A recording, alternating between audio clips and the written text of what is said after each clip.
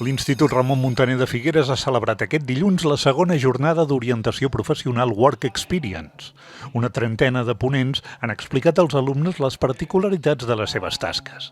Aquest any ho han fet en format telemàtic i, entre d'altres, hi han participat l'emprenedor Didac Lee, el director de Volta Motorbikes, Marc Barceló, o la periodista Anna Ponsí. Els alumnes han valorat molt positivament aquesta iniciativa.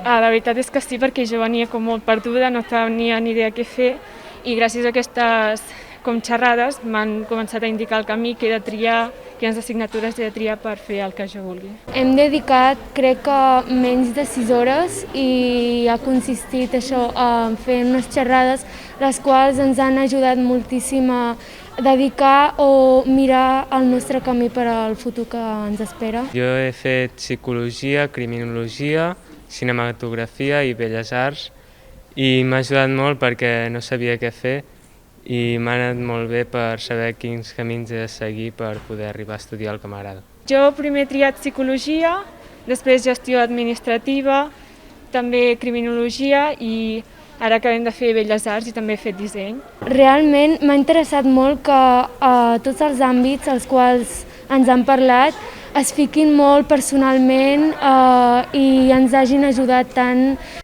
Les ponències han estat molt variades, han anat del màrqueting o el disseny a la cinematografia, passant per veterinària, genètica o dret, entre moltes d'altres.